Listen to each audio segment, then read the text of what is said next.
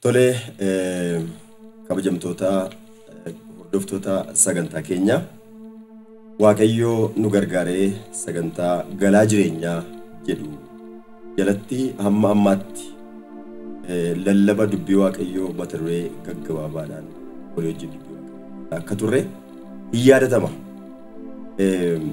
Ammas Waaqayyo nu gargaaree yeroo kana booddee qabnutti immoo barumsa dubbii Waaqayyoo torbanoota muraasaaf mata duree tokko jalatti yeroo waliin ilaallu itti fufna. Carraa isa kana nu kenne nu gargaaree har'a dubbii Waaqayyoo kana waliin immoo itti fufnee kan dura darbe irratti akka ilaallu fi isa nu gargaaree Waaqayyoo abbaa keenyaaf galanni guddaan haa ta'u jedha. Egaa guyyaa har'aa kana yeroo ammaa kana kaasne kan nuyi walii wajjin ilaallu dubbii tokkodha. Dubbiin sun immoo inni dubbii bara namni yeroo dhalli namaa lafarratti uumame ajandaa Waaqayyoo isa jalqabaa ta'e dhala namaatiif kenna. Dubbii sana waliin ilaalla. Garuu dursinee Waaqayyoon kadhannee yoo jalqabne gaarii ta'a. Hin kadhanname Waaqayyoon. Abbaa gooftaa keenyaa Yesuus Kiristoos bara keessatti warra sitti amanatan karaa kan agarsiiftu nama yaa Waaqayyoo siin maqaa dhaatee manaa ba'e warra sitti amanatan jireenya isaanii sitti kan kennatan yaa Waaqayyo isaaniif galaa kan naqxu si'i. Har'as dubbii keetiin galaa nu naquun gargaarsaan nu wajjin ta'uun fedhaaf jaalala kee haa ta'u. Dubbii kee nutti dubbadhu yeroo amma jalqabnu kanaa kaasnee amma xumurutti nu geggeessi. Maqaa gooftaa keenyaaf fayyisaa keenyaa Yesuus Kiristoosiin ameen. Sagalee Waaqayyoo keessatti guyyaa kana kan nuyi waliin dubbifachuudhaan barumsa kana jalqabnu Yaaqoob boqonnaa 2 ergaa Yaaqoob barreesse boqonnaa 2 lakkoofsa 17 irraa sagalee jiru dubbifachuudhaaniti jalqabna. Amantiinis akkasuma hojii gaariidhaan hin agarsiifamu yoo ta'e inni ofii isaatii du'aadha. Ameen. Dubbii kana gaafa ilaallu waa'ee nama amantiin qaba jedhu tokko nutti hima dubbiin kun. Amantiin nama attamitti jiraataa ta'a jennee gaafa ilaallu hojiidhaan yoo hojii qabaate amantiin nama jiraataa ta'a jedhee nutti hima. Dhimma hojii kanaati waan amma ilaallu amantiif hojiin walidha taa'ii sagaleen Waaqayyoo Macaafni Qulqulluun akka jedhutti isa kanadha gaaffii inni guddaan. Kanaafan yeroo ammaa kana kaasne torbanoota muraasa qabnu kana keessatti hojii hojjechuun mirga moo dirqama waan jedhu. Hojii hojjechuun mirgadha moo dirqamadha kan jedhu walii ilaalla. Mata dureen keenya inni guddaan isa kanadha. Kana jalatti mata dureewwan xixiqqaa adda addaa gegeddarree waliin ilaalla. Dubbii kana gaafa ilaalu kitaaba waa'ee hojii irratti barreeffame hiikkaa Macaafa Qulqulluu ilaalchisee jechuu kooti. Hiikkaa Macaafa Qulqulluu Wiikileef jedhamu akkas jedheeti dubbata. Namni kan inni uumame Waaqayyoon bakka bu'uuf itti gaafatama fudhatee addunyaa kanaaf soortuu ta'uudhaafidha. Kun immoo kan inni ta'u hojii karoora Waaqayyoo raawwachuu fi fedha Waaqayyoo galmaan ga'uudhaanii jedhee dubbata. Namni uumama isaatti gaafa uumamu maalidha jedhaa? Uumama Waaqayyoon bakka bu'eedha. Namni gaafa uumamu Waaqayyoon bakka bu'ee uumame itti gaafatama fudhatee uumame soortuu addunyaa kanaa ta'ee uumame. Namni gaafa uumamu isa kana kan inni godhu immoo hojii karoorfatee fedha Waaqayyoo raawwatee lafarratti Waaqayyo maal akka fakkaatu hojii isaatiin agarsiisuudhaafidha lafarra jiraata namni jechuudha. Eega akkas ta'eeti amma waan nuyi ammaa kaasnee waliin ilaallu kana hojiin yaada Waaqayyo namaaf qabudha moo waan namni ofii isaatii uumee lafaa jalqabeedha? Mata duree namni uummateedha moo mata duree Waaqayyo namaa uumeedha hojiin? namoonni baay'een waa'ee hojii gaafa kaasan, waa'ee hojii gaafa dubbatanii hojiin akka waan sababii cubbuu dhufeetti warri dubbatan jiru.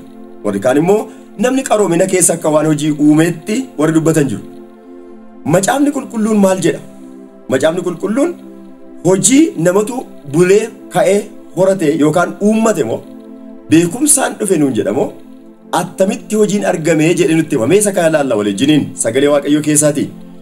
Macaafa seera uumamaa boqonnaa 2 dubbii jiru gaafa inni dubbisnu dubbiin Waaqayyoo kan inni jedhu hojiin dhalli namaa kan inni oolee bulee shaakalaan itti dhufe utuu hin ta'in yookaan immoo muuxannoo walirraa horachuudhaan kan itti dhufe utuu hin ta'in saayinsiif teknooloojiin lafarratti babal'achuudhaan hojiin kan uumame utuu hin ta'in utuu dhalli namaa lafarratti hin uumamin Waaqayyo hojii dhala namaatiif akka inni karoorse namni lafarratti utuu hin argamin hojii dhala namaatiif Waaqayyo akka inni karoorse dubbiin Waaqayyoo nutti hima.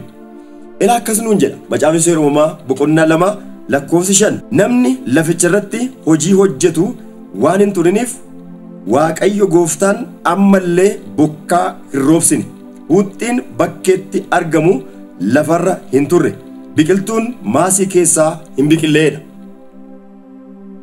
Yeroo seera uumamaa boqonnaa 2 kana ilaallu namni lafarra hin jiru hojiin garuu maqaansaa yeroo inni mogga'u argina. Namni hin uumamne namni hin jiru hojiin garuu mogga'eera. Akka jechuun maal jechuudha? Namni maqaa mogga'e tokkotti uumame jechuudha. Hojii moggaafame hojii karoorfametti uumame jechuudha. Maaliifidha? Sagaleen kun akkas nuun jedha namni hojii hojjetu lafarra waan hin jirreef Waaqayyo bokkaa lafarratti roobsineedha. Maal jechuudha kana jechuun nama hojii hojjetu Waaqayyo barbaada jechuudha. Utuu bokkaan hin roobin namni hojii hojjetu tokko jiraachuun barbaachisaadha jechuudha. Kanaaf namni hin uumamne hojiin garuu karoorfameera. Karoorri hojii hojjechuu karoora yaada Waaqayyoo keessa turedha. Karoora yaada Waaqayyoo keessa turedha malee kan namni bara keessatti shaakalaan itti dhufe miti. Namni itti uumame Waaqayyoo kana waan yaadeef Waaqayyoo kana waan barbaadeef nama itti fide kanatti nama itti uume hojii hojjechuutti. Eega akkas ta'eeti namoonni tokko gaafa hiikanii hojiin qaama waaqeffannaati jedhu. Dubbiin kun nama baay'eedhaaf galuu dhiisuu danda'a. Namas rakkisuu danda'a. Namni baay'een gaafa taa'ee yaadu waaqeffannaa jechuun waan waldaatti wal geenyee gaafa lallabnu fa'a, gaafa faarfannu fa'a, gaafa kadhannu fa'a dhimma waaqeffannaati wajjin wal qabsiisnee waan dubbannu gaafa dubbannu waaqeffannaadha jechuu danda'u. Hiikkaan waaqeffannaa maali yoo jenne hiikkaan waaqeffannaadha ulfina Waaqayyoof kennuudha. Waaqeffannaa inni jedhu waaqeffachuudha dubbiin jedhu ulfina Waaqayyoof kennuudha. Namni gaafa hojii hojjetu Waaqayyoon kana waaqeffataa jiraayii gaafa jennee ilaallu sammuunoo baay'eetiif fudhataman qabaatu sammuunoo baay'ee keessatti kun garuu sagaleen Waaqayyoo akkas jedha namni hojii hojjetu kamiyyuu namni Waaqayyootti amanu ulfina Waaqayyootiif hojjechuu itti jiraayedha. Egaa dubbii kana ilaalaa namni hojii hojjetu ulfina Waaqayyootiif hojjechuutti itti jiraayedha. Dubbii kana dubbifachuu dandeessu sagaleen amma dubbachuutti jiru kana hunduma isaa hin dubbisu Qolaasaayis boqonnaa 3 lakkoofsa 23 irraa Efesoon boqonnaa 6 lakkoofsa 7 irraa dubbifachuu hin danda'ama. Waan hojjettan hunduma ulfina Waaqayyootiif hojjedhaa jedha. Namni gaafa hojjetu ulfina Waaqayyootiif hojjeta yoo ta'e waaqeffachuu jechuun Waaqayyoof ulfina kennuu jechuudha. Eega jireenyi kiristaanummaa hojii isa kam keessatti ulfina Waaqayyoof kennuudha ta'eeti hojiin nu hojjennu hundumtu bakki hojii keenya hundumtu iddootti Waaqayyoon waaqeffannuudha jechuudha. Akka jechuun maal jechuudha? Gaafa waajjira mootummaa keessaa hojjennu haa ta'u, gaafa waldaa keessaa tajaajillu haa ta'u, maasii keessaa kan hojjennu haa ta'u, iddootti hojii daldala geggeessinuutti daldala keenya kan geggeessinu haa ta'u, lafa hojjennu sana hundumaatti Waaqayyoon kabajnee hojjenna yoo ta'e ulfina Waaqayyootu nurraa mul'ata. Inni egaa kana jechuun waan hojjennu keessatti ulfina Waaqayyoo nurraa mul'ata yoo ta'e nun immoo ulfina Waaqayyoo yaannee hojjenna yoo ta'e bakki hojii keenya hundumtuu iddootti Waaqayyoon waaqeffannu ta'a jechuudha. Kanaaf Waaqayyo inni jiraataan karoora inni dhala namaatiif utuu dhala namaa hin uumin itti karoorsisan hojii hojjechuu isa jedhamu sana keessatti namni argamuudhaan jecha Waaqayyoof ulfina kennuudhaan hojii hojjechuu ulfina waaqayyoo ittiin mul'isu kana keessatti dhalli namaa akka argamu barbaada waaqayyo. Dhimma kanaafidha. Egaa akkas ta'eeti namni hojii hojjetaa ulfina waaqayyoof akka jiraatu agarsiisu gaafa barbaaduti waaqayyo jannata Eeden keessatti waan inni hojjete ilaallatti fufne gara addaan fa'itti duuba deebinee ilaalla amma. Gara addaan fa'itti duuba deebinee gaafa ilaallu waaqayyo dhala namaa gaafa uumu Addaamiif Hewaaniin biyyoo lafaarraa kutee gaafa uumu hafuura jiraataa gaafa itti baafatu isaaniin achii fideeti jannata Eeden keessa isaan kaa'ee jedheetu nutti dubbata. Mee waa'ee jannata Eeden keessa taa'uu isaanii dura attamitti uumame namni isa jedhu sana ilaalla. Uumamni namaa inni ilaalla. Uumamni namaa inni yoo jettanii waaqayyo nama gaafa uumu bakka lamaa walitti fide. Foon namaa kana biyyoo lafaarraa kute. Hafuura nama keessa jiru kana immoo ofiisaa keessaa itti baafate. Kanaaf namni biyyoo lafaarraa kan uumamee fi hafuura waaqayyoo isa keessa bule sanaan nama ta'e iddoo lama walitti dhufe jechuudha. Kana Macaafa Seera Uumamaa boqonnaa 2 lakkoofsa 7 dubbisna. Macaafa Seera Uumamaa boqonnaa 2 lakkoofsa 7 akkas jedhee nutti hima. Waaqayyo gooftaan biyyoo lafaatti nama tolchee hafuura jireenya itti godhu funyaan isaatti hin baafate. Akkasitti namni uumama lubbuu qabaatee jiraatu ta'eera. Akka kanatti waaqayyotu nama biyyoo lafaarraa tolchee hafuura jiraataa immoo ofii isaatii itti baafatee foon namaa inni biyyoo irraa uume kunii fi hafuurri namaa inni waaqa keessaa dhufe kuni lamman isaatu walitti dabalamee nama taasise. Egaa dubbii as keessatti dubbadhu sirriitti akkana caqastan barbaada. Namni maddisaa iddoo lamaati. Biyyoo lafaarraa dhufe waaqayyo biraa dhufe. Jireenya lafarra jiraatu erga gaafa biyyoo lafaarraa uumame kaasee erga hafuura waaqayyoo isa waaqa biraa dhufe isa keessa buufate sanaa walitti dabalamee erga gaafa nama ta'ee kaasee namni fooniin jiraachuudhaaf lafatti hidhamee jiraachuutu jira. Waan lafarraa dhufu nyaachuutu isa barbaachisa. Hafuuraan jiraachuudhaaf immoo waaqa biraa isa dhufu dubbii waaqayyoo isa barbaachisa. Baay'ee sinniba. Waan lafarraa dhufu haxinnaatoo guddatu waan nyaachuun nutti jiru hin nyaannu yoo ta'e foon keenya jiraachuu hin danda'u. Waan nyaannu qilleensarraa nuun dhufu waan nyaannu waaqarraa gadi naca'u.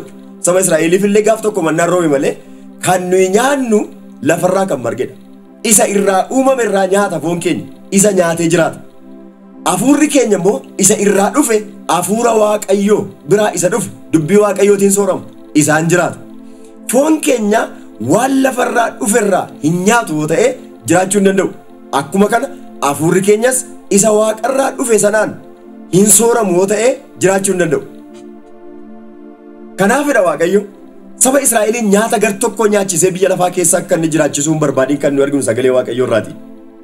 Macaafa Qulqulluu gaafa dubbisnu saba Israa'eliin biyya Misrii baasee nyaata gar tokko duwwaa nyaatanii akka isaan jiraatan hin goone.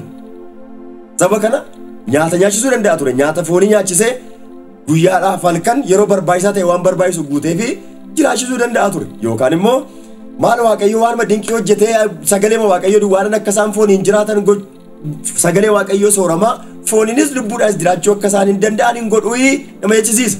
Dhoksaan akkas gochuu dhiisuu waaqayyo yoo nuun galu ta'eyyuu dubbiin garuu akkasidha. Kan waaqayyo godhe akkasidha.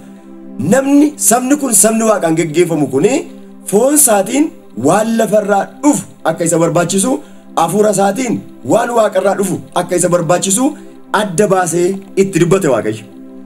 Macaafa Seera keessa deebii boqonnaa 8 lakkoofsa 3 irraa dubbifachuu dandeessu. Akkas jedha sagaleen sun. Sagalee sana irra deebi'ee gooftaa Yesuus Kiristoos wangeela Maatiyos boqonnaa 4 lakkoofsa 4 irrattis dubbate. Dubbii akkas jedha dubbiin sun.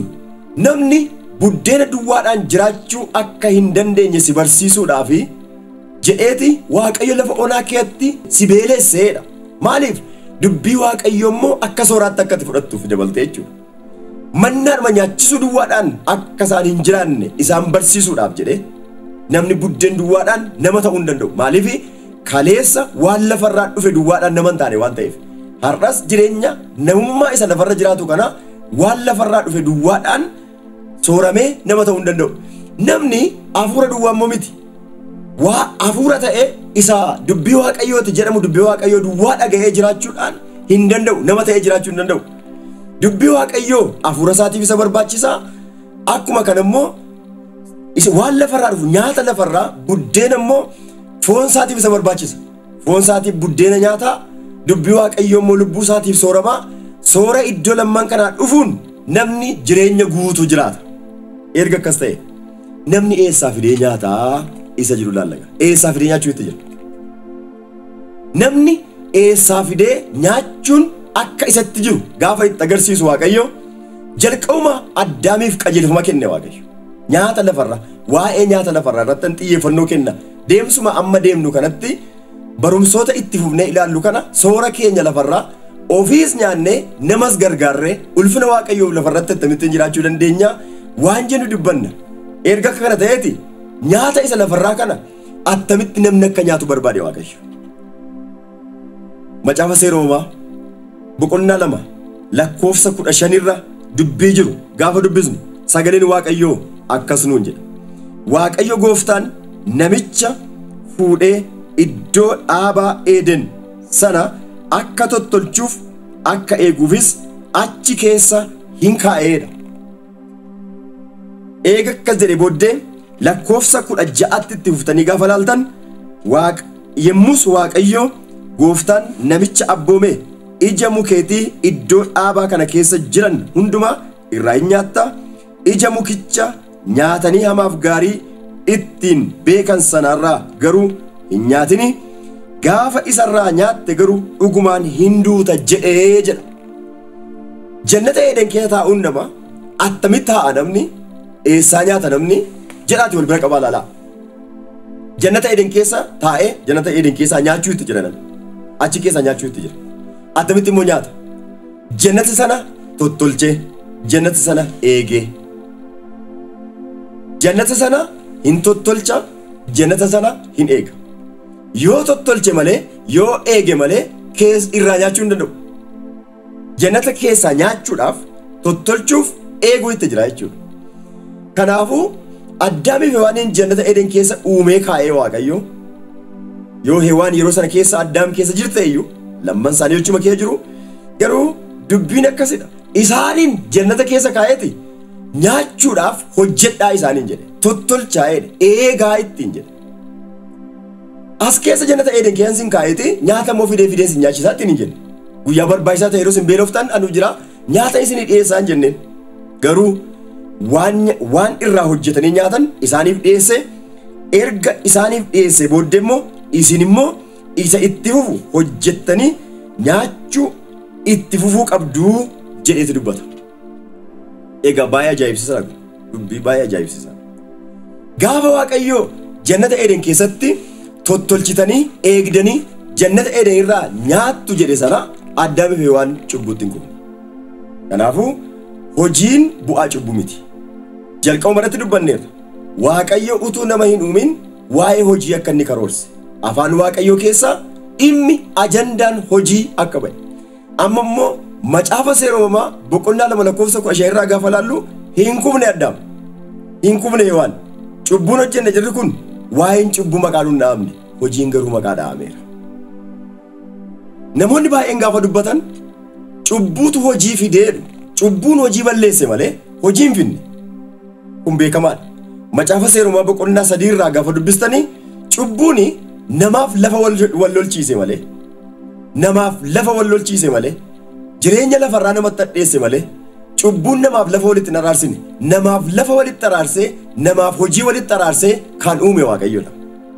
Kanaafuu waaqayyo jannata Eeden keessa gaafa kaa'u sana nama gaafa jannata Eeden keessa kaa'u sana ajandaa hojii qaba jechuudha. Dhimma hojii qaba jechuudha waaqayyo. Egaa waa tokko beekuun nutti jira. Warri waaqayyo hojii gaariidhaaf isaan kaa'e kuni attamitti hojii gaarii balleessanii jedhee nama aarsa. Gaafii gaafa yaaddan namoonni waaqayyo amanata kan akka jireenya jannata Eeden jedhamu sana iddoo gaarii sana lafatti tottolchanii bareechanii keessaa jiraatan sana itti jiraatan irraa nyaatan sana lafa sana irra gaafa ta'an attamitti balleessanii nama echisiisa. Tarii anis isinis atis akka nama dhuunfaatti gaafa yaaddu aaru nama aarsata Waaqayyo jara kana amanate achirra isaan kaa'e waanuma gaggaarii hojjetanii nyaata gaarii irraa nyaatanii Waaqayyoon kabajanii jiraachuu ittiin turre jarri kun nama jechisiisa. Waa tokko akka yaadnu barbaada. Maaliif iddoo jirru nu kaa'e Waaqayyo nun? Idduma jiru iddoo jirru maaf nu kaa'e Waaqayyo? Kan waa illee nu aarsu, kan addaam illee nu aarsu, kan jara sanaa illee nu aarsu. Rakkoo yuun qabu Waaqayyo waan gaariidhaaf amanatee achi isaan kaa'e waan Waaqayyo hojjete hojii gaarii kana hojjetanii hojii gaarii kanatti fufsiisanii irraa haa fayyadaman, irraa haa nyaatan, uumama immoo babbareechaa miidhagsaa haa jiraatan jedhee isaan kaa'e isaan immoo balleessanii sirrii miti jarri kun jenneetti murteessuu dandeenya. Numaanu nu iddoo jirrutti bakka bu'oota Waaqayyooti. Waaqayyo lafa jirrutti yaada Waaqayyoo tajaajiluudhaan iddoo jirrutti qaqqajeeshinee babbareechinee miidhagsinee isa ofii keenya hojjenne isa qaqqajeeshineef isa babbareechine isarraati jireenya isa itti fufu akka itti jiraannuuf akka iddoo isaa nu kaa'e haa yaadannu. Miidhagaa namni Waaqayyootti amanu tokko mana keessa jiraatu keessa kan inni taa'eef bakka bu'aa Waaqayyoo ta'eeti. Mana keessa jiraatu keessatti waan mimmiidhagsuun babbareechuun itti jiru mimmiidhagsee babbareechee mana isaa mana ulfinaatiin mana jireenyaa akka inni godhatu barbaada Waaqayyo. Nama beekadha. Kan addaamiif kan waa illee jannata eedeniin balleessanii kan mana isaa balleessaa jiru nama beekadha. Meedaalaasin nama meeqadha buddeena Waaqayyo isaa kenne waajjira mootummaa keessa Waaqayyo isa kaa'e iddoo buddeena isaati sirriidha. Garuu buddeena duwwaa miti waaqatachi isa kaa'e bakka bu'aa Waaqayyooti waajjira sanaaf. Waajjira sana keessatti babbareechee miidhagsee ulfina Waaqayyootiif akka ta'utti akka sila dubbanne sana jechuudha. Akka sagalee Waaqayyoo sila nuun jedhe Qolaasaayis keessatti hojii hojjetu ulfina Waaqayyootiif akka ta'utti hojjete ofii isaatiifis waan miidhagse waan hojjete sanarraa akka inni jiraatuuf Waaqayyo isa kaa'e nama beekadha waan keessa kaa'ame hojii Waaqayyoo isarraa barbaadu hojjechuu dadhabee miidhagsuu dadhabee balleessaa kan jiru. Nama beekadha. Bara amma jiraannu keessatti yeroo isaa kenname keessatti lafti inni jiraatu waan hojjetamee jiraachuun itti jiru utuu jiru isa Waaqayyo hojjedhu isaan jedhe hojjechuurra waan kan biraa qilleensarra eege waanuma miidhagaa duwwaa taa'ee kan eegu waanuma miidhaga yoo miidhagee dhufe malee waan hin miidhagin tokko hojjetee miidhagseetti jiraachuu kan hin feene taa'ee waan miidhagaa duwwaa kan eegu. Addaamitti waan miidhagaatti hin laanne Waaqayyo. Jireenya miidhagaa tokko duran keenye natti akkatti nutti himu sagalee Waaqayyo utuu akkas ta'e tottolchiiti eegiitti hin jiru waan tottolfamuu itti jirutu jira jechuudha. Waan babbareeduun itti jirutu jira jechuudha. Waan ofii isaatii addaamitti darbee dafqee hewaan itti darbitee dhama'anii waan isaan bareechuun itti jirutu jira jechuudha. Waan hanquu qabu baay'ee teessee ilaaltee sitti miidhaguu didee kanatti galeen hojjedhu jettee harka qullaa namni teessu nama baay'een jiraachuu dandeessa. Dhaggeeffadhu waan tokko sitti himaa. Miidhaguu yoo habaatu garuu hojii ta'ee haa mul'atu isa hojjette buddeetti akkatti giddartu Waaqayyoon barbaada.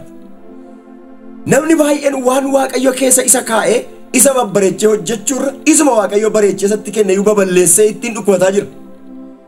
Egaa maalinni waan nuyi hojjetaa jirru jennee akka nuyi yaannu nu godha. Isa kana keessa ammaa badaa fageessee dubbachuu hin danda'u. Waaqayyo bara keessatti warri isatti amanatan bakka bu'oota isaa akka isaan ta'an barbaada. Nama tokkotu akkas jedhe nama maqaan isaa Biriks jedhama maqaan namicha kanaadha akkas jedhetti dubbata. Gammachuun hojii itti jiraataniif gammadanii jiraachuudha jedha. Kana fudhachuu dadhabuun garuu garbicha nama taasisaa jedha. Gammachuun hojii itti jiraatanitti gammadanii jiraachuudha. Hojii itti jiraatanitti haa xinnaa guddatu haa miidhaguu fokkisuu. Hojiinuma Waaqayyo yeroo isaatti namaa kenna. Borbareeduu danda'a ta'a kana caalaa. Guddachuu danda'a ta'a kana caalaa. Gaarii ta'uu danda'a ta'a kana caalaa. Yeroo baay'ee namoonni baay'een rakkoo isaan qaban maa'inni hojii isaa harka jirutti hin gammadani. Kanaaf namoota akkasii yoo fudhattee ilaaltan maal inni rakkoo isaan qaban yoo jettanii yeroo hundumaa hojii hojjetan keessatti garbummaatti yaadu. Waan dirqisiifamanii hojjetan isaanitti fakkaata. Dirqisiifamanii waan hojjetan isaanitti fakkaata. Kanaaf hojii isaanitti hin gammadani. Egaa bara keenya keessa gaafa ilaallu dubbiin Waaqayyo akkas nuun jedha. Nuyi uumama Yesuus Kiristoosidha jedha. Nuyi hojii uumama Waaqayyooti. Waaqayyo hojii gaarii akka nu hojjennuuf nu uume. Efesoon 2:10 lafa jirrutti hojii gaarii akka nu hojjennuuf Waaqayyo nu uume. Kanaaf uumama Waaqayyo hojii gaarii hojjetanii ulfina Waaqayyo mul'isan akka taanuufiti Waaqayyo nu uumeera. hojii gaarii hojjechuudhaan ofii keenya jiraannee ulfina Waaqayyoo mul'isaa biyya lafaarra akka teenyu hin fedha Waaqayyo. Har'aaf isa kana ilaalla. Torbee barumsa mata duree kan biraadhaan mata duree kan jalatti itti fuunu. Isa dhageenya Waaqayyo nuuf eebbisu hin galateeffanna. Abbaa gooftaa keenyaa Yesuus Kiristoos ulfina keef eeggatu keessee ulfina keef akka ta'utti waan hojjechuun nutti jiru hojjennee yaada kee tajaajilee darbuu akka dandeenyu nu gargaari. Maqaa gooftaa keenyaaf fayyisaa keenyaa Yesuus Kiristoosiin. Ameen.